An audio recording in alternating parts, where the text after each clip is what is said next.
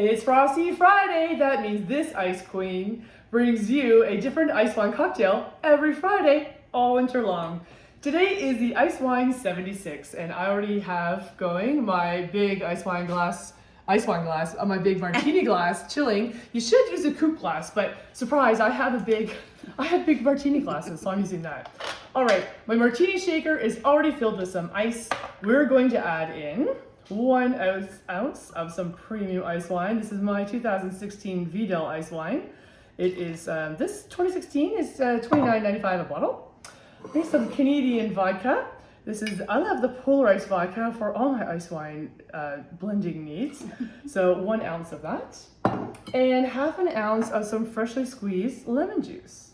So in that goes. Ooh, it's still fresh, little bits of the seeds still there too. Extra protein, perfect. Extra fiber. All right, now the great debate, shake or stir? I say shake, sounds better.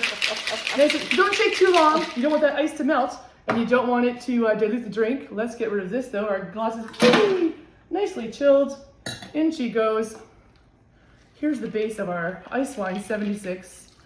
Strain that all out, perfect. Not too much, we don't want too much of that melted ice.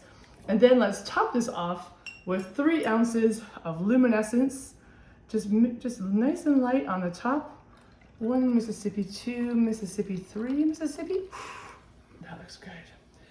Garnish, absolutely, make this look glamorous. A nice little zest of lemon. Let's get a nice bigger curl there. Oh yeah, perfect. In she goes. There we are, the ICEWINE 76. Looks glamorous. Cheers.